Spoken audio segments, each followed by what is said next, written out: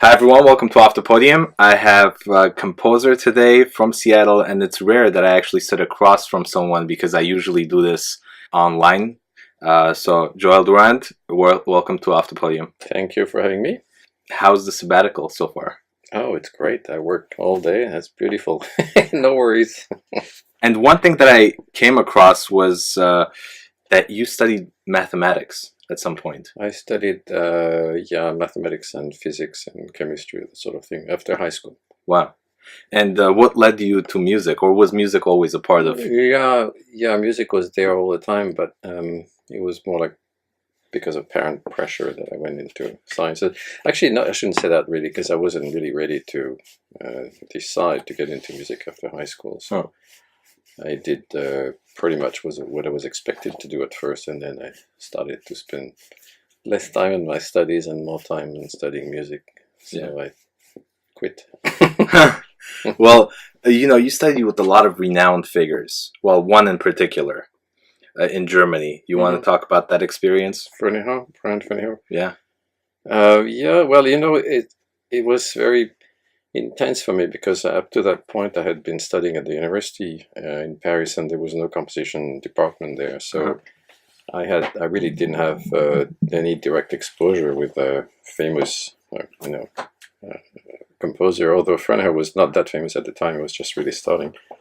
So the first year I studied with him was in private, actually, before I went to Freiburg. So I would commute once a month he lived near Basel at the time in Switzerland. Actually, he lived in Germany across the border. But I would go to Basel once a month and show him his music, show me my music, show him my music. Yeah. as he was progressing, and we'd talk for an afternoon, and I'd go home wiped out and elated at the same time. It's quite interesting. So that went for about a year, and then after that I decided that it was time to actually study composition seriously, and so I applied to the school in Freiburg, and they took me in. Wow. So I moved to Germany. And then during this time, or maybe a little bit after, you also had some master classes with other renowned figures. Right. So this was actually still going on. It was a series of classes and concert. It was really for general public, but there were also master classes with that they did every year in Aix-en-Provence. What was it at first? I forgot where it was at first. I think maybe it was always in Aix. I don't remember. Anyway, I met Ligeti there the first time. I forgot what year that was, and there was not really a composition class. It was essentially Ligeti talking about his music, and then the students who were enrolled to the course part were listening to lectures and also preparing pieces. So there were a lot of performers who were preparing small pieces, or keyboard or instrument, chamber music, that sort of thing, for a concert. And I remember I prepared the two piano pieces, the first of the two piano pieces, the Monumental's Portrait, with a friend, and the tutors were the Labec sisters. I don't know if you heard of this. Yeah. The monster pianists. Yeah. It was really intimidating. I was not a pianist. I was, I'd say the piano, but I was really not much of a pianist, so it was pretty frightening. Anyway, in the end, we didn't do it because I couldn't make it. I couldn't do it, so we didn't do the performance. But we did have lectures every day with him. We were so about his music essentially, and then I had one private lesson with him, and that's about all I had with Ligeti at the time. Then I met Ligeti again a few years later because I was selected as the French representative of a concert that was organized by what's it called, the European Union Youth Orchestra or something of that sort. And that was one of the first. It was European Union, I think, already. One of these first orchestras that was made up of youth from all over what was at the time European Union, which was much smaller than now. No, because there are many other orchestras that cross borders like that. But I don't think there were many at the time. So there was they had this session where I think it was the first one when they invited composers, and Ligeti was the one who had chosen one composer per country, and I was the French one. So we had classes with him. He would lecture on his music. We would show him our music and so on. So I had two. There was more, you know, more directly contact with him and more interesting in that sense. But that's all the contact I had with Ligeti at that time. And then I did the same thing with Berio, the same class in Aix-en-Provence with Berio, but Berio was fairly lazy and he spent most of the time at the pool. It was quite. It was actually quite a bit of a scandal at one point. He was told he should work more, but we never showed it in the music. I didn't show him in the music anyway. Wow. So so Berio, my contact with Berio was strictly listening to his lectures and of course the music that was played at the time. Yeah. You have a score, an orchestral score in the background there. What's happening with that? That's a project that I started actually last winter. In class, I was doing an orchestration class, and so it was an introduction to orchestration. So we did a few small pieces. The students did, you know, a few small pieces across the quarter, and we had them performed. And the last class for the final, I asked them to orchestrate for a small ensemble one of Debussy's prelude. Oh, okay. Des Pas sur la Neige, from the first book. And I decided to do it myself, to go through the system, and have the same orchestration as they had, so I could have some ideas when I looked at compare with their results. And so I did that, and then I got really interested in. I did another orchestration of it, and then I did another one for orchestra, and then I started to mess with it, transform things.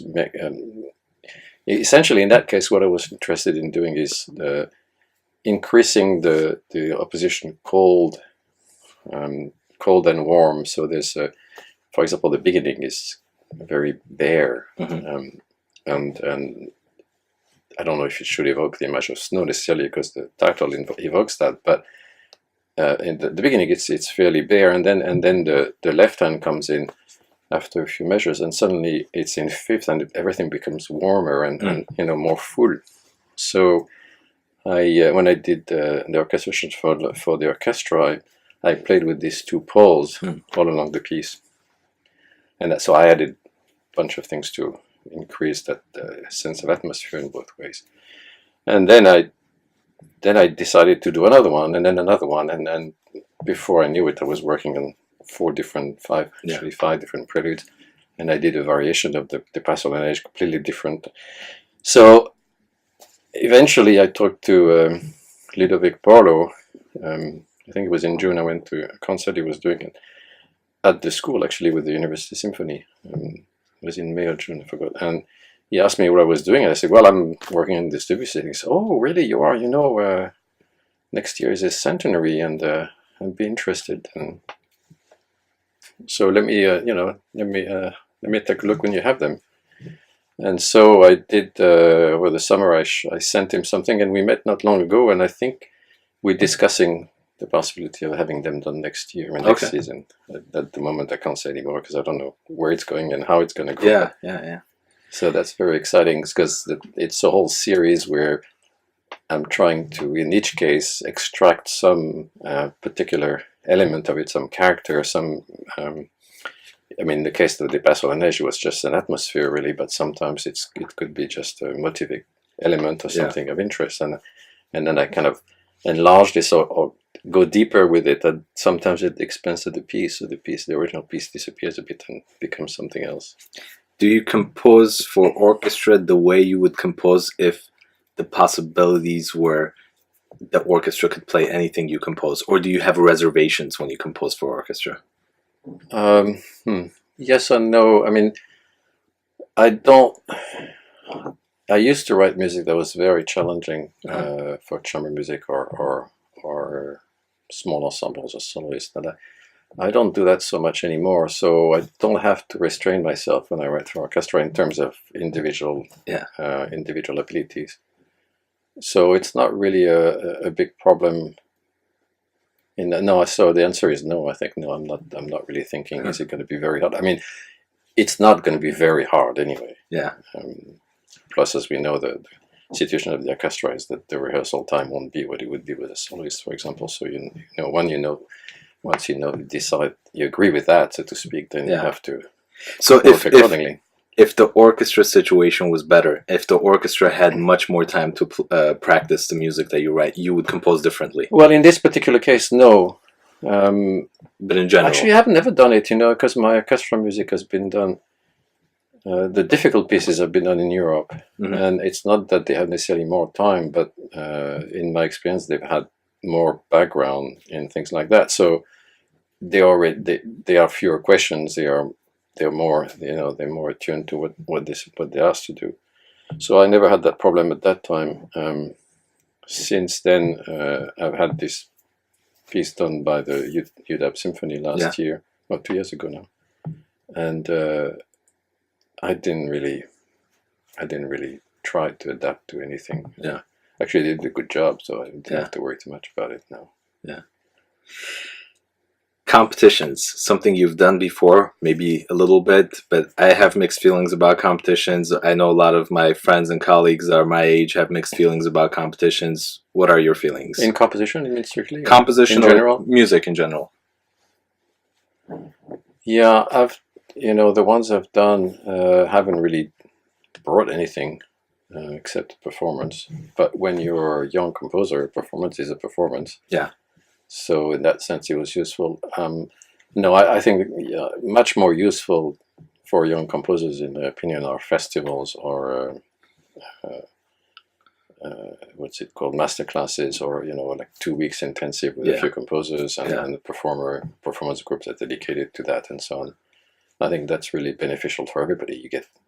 You get some work with performers immediately. You get master classes with composers as far as the students are concerned, and then from the other side, you get the professionals can start to know new people that they hadn't heard about.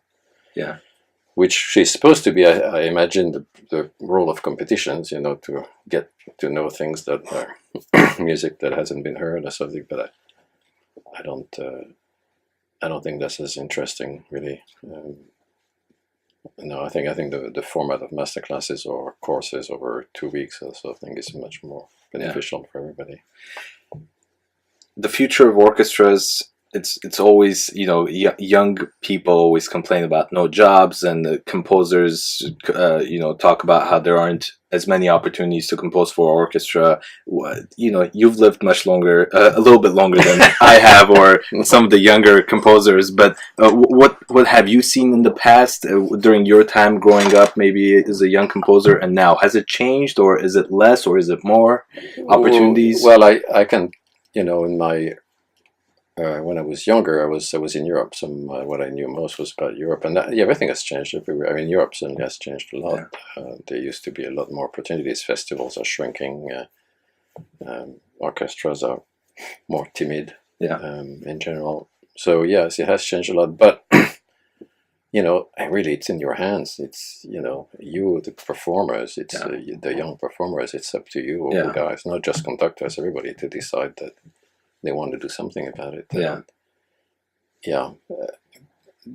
the situation in the States is a bit different, because there isn't as much a tradition of radio orchestras as especially in Germany, in France, and in Italy to some extent, in Britain, or even in Holland, for example, where the orchestras are sponsored by the state to do programs, and they have much easier time doing. Being more free with what they want to program. It's not the case in this country, so it's a lot harder for the orchestras. But it's also a question of the will of the people in charge. It's not just the system isn't necessarily broken. I mean, you see somebody like Ludovic Molo here, who's done a tremendous amount of modern music, and he could do more. The public hasn't said they don't like it. They have more. They have more. They sell more than ever, and it's just. So it's really up to the administration to decide that it's not going to kill them. They have to trust that it's going to work. If they have a good person, that's music director, it's going to work. So what inspires you to do the work that you do so many years now? Gosh, what inspires me? Well, it's it's changed over the years. Every piece has a different source of inspiration. I've drawn at one point. I drew a lot from literature or painting. Although there's one author in particular. When I was at the beginning of my career, Thomas Bernhardt, who was an Austrian novelist, and I was very interested in the way, in his syntax, in the way he makes phrases. He has typically phrases that can go for pages. So there's kind of a continuous prose with almost no breathing. It was really fascinating. But so I was really. I don't say I was trying to mimic that, because I never managed to. But it was kind of an ideal. So I had this literary bent. James Joyce was also a big influence at one point. But you can't say it became music. It's more like this kind of aesthetic world that I was involved in. There's been a lot of other people, mostly, and other arts in literature or painting that have been, or cinema for them, that have been influential at one point or another. So what gets me going, it's not necessarily that, it's part of the whole picture.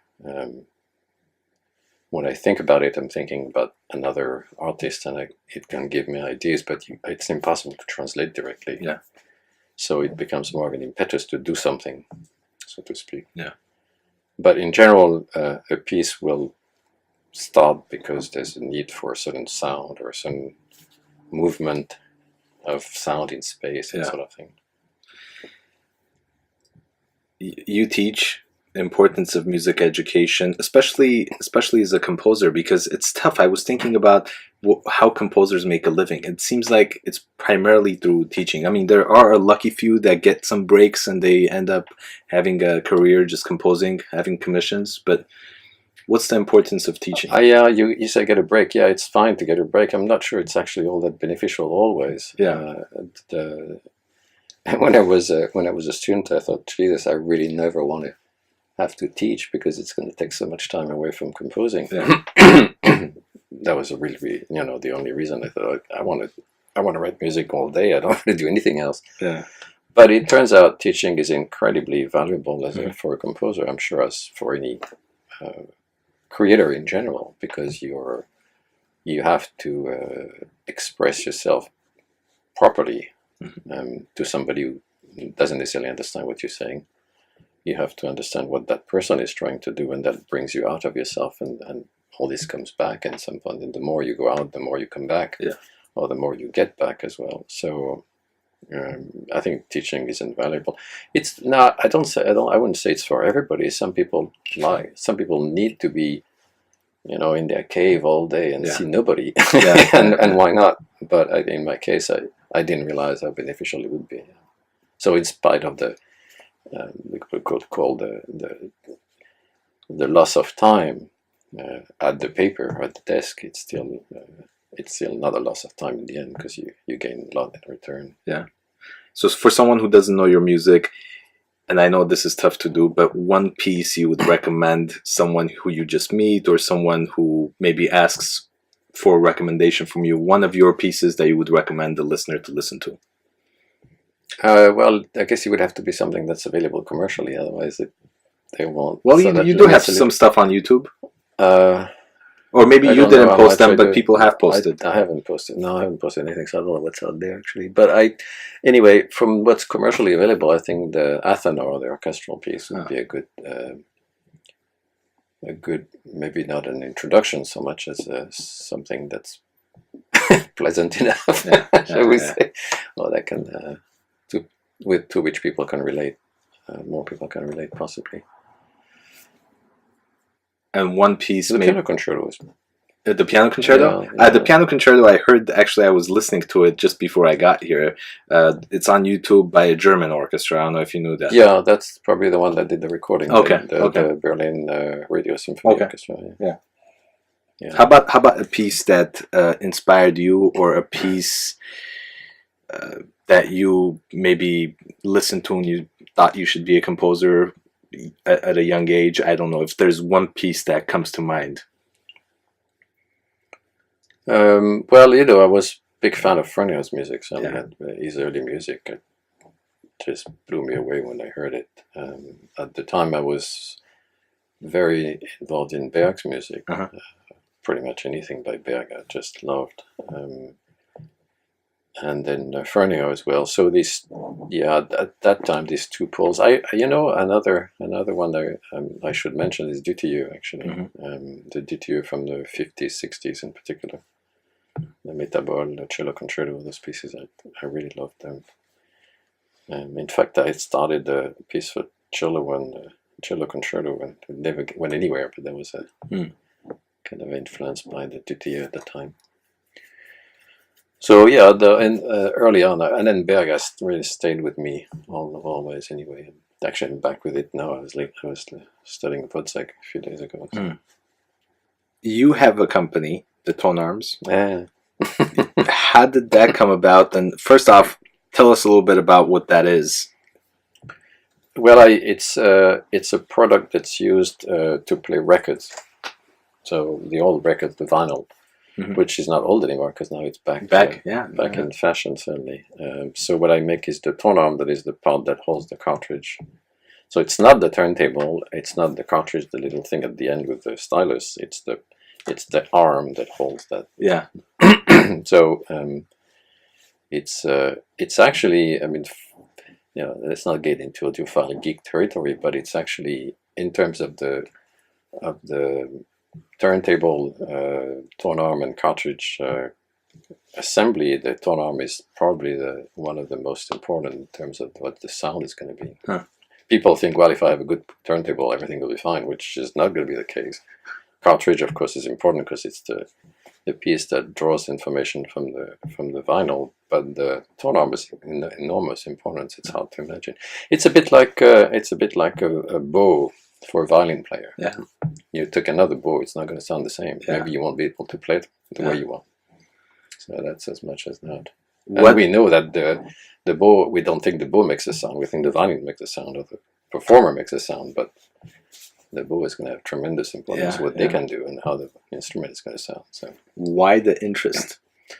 Well, it's in 2008 I got very sick.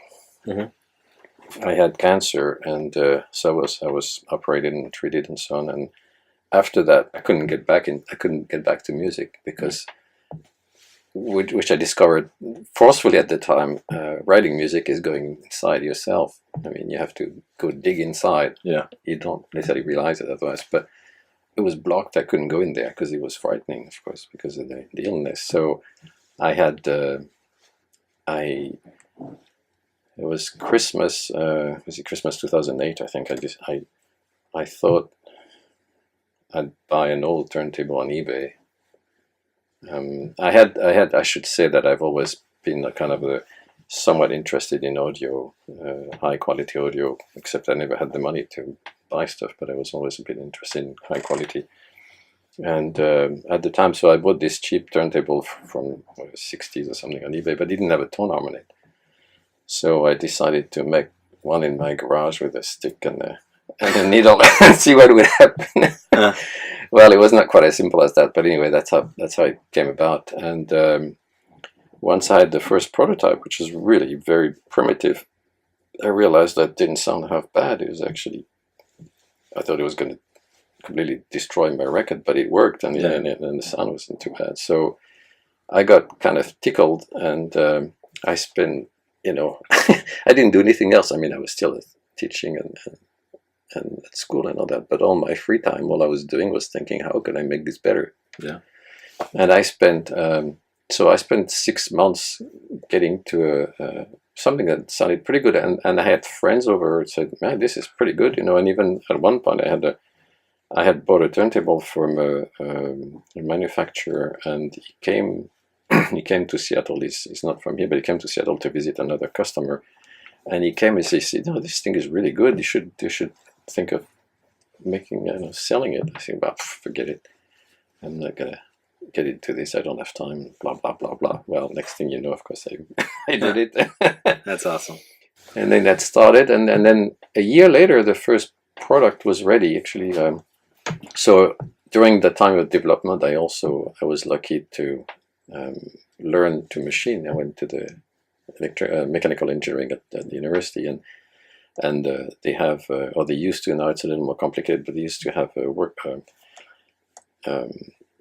machine shop where that's open for students and staff and faculty once you take the class to learn how to not hurt yourself. So I did that, and I spent like about 2,000 hours in there between in that first year learning to do stuff. But what I learned was really fascinating, because it wasn't just making the thing, it was also learning the sound of the various metals I used. So I worked on stainless and aluminum, various types of aluminum, copper, brass, and so on. And I learned what these materials did, when they were placed in a specific position in the tone arm, and so on. So I learned a lot more than I thought I would, of course, doing this. And so now back to after the first year in 2010, I sent the one somewhat final prototype around to several people in the country who were in audiophiles, and it was they started to post on the internet. Oh, it was better than this and that and that. So I had a lot of publicity like that, but of course I met some enemies. It was really bizarre. Yeah, it was so strange. And then it just took off from there, and then I made another model after that, and then another one. So you have 3 models now. Yeah, the first one is retired now. I've sold a lot of them, and I stopped. I stopped after a while because I've made things better by doing them differently and so on. So I have actually I have 2 models now. Yeah. Okay. So that's another life altogether. That's fascinating. Yeah. Anyone assisting you, or do you do each one yourself? Do you make each one yourself? Well, no, I don't. No, the machining is done by shop. So whatever I did at the university was only for prototyping, because you're not supposed to sell anything, of course, from there. So after that, I contacted shops in the area, and I have them make the stuff, and then I do all the assembly here. Yeah. Wow, how much time does it take to assemble one? Well, it depends which model, but typically about a week. Wow. But it's not 8 hours a day, because you do some, and then you have to wait for the lacquer to be ready for the next layer, or for the glue to be dry, and so on. So it's not. It doesn't. It's a few hours every day. It's not. And I do several at the same time, of course. So it's also broken up in different ways. Yeah. Well, I have a few questions for you, and they're blitz. But you could take your time. You could take your time. You could answer it funny if you want, whatever you want. But Bernard Pivot, French journalist, he had a questionnaire which some journalists use, and so I've taken a few of them. I don't like all the questions, but I've taken a few of them. Is that the Proust questionnaire type thing? Exactly. And he's actually taken it from Proust. But I won't ask all of the ones, because I found the ones that I actually enjoy listening to the answers to.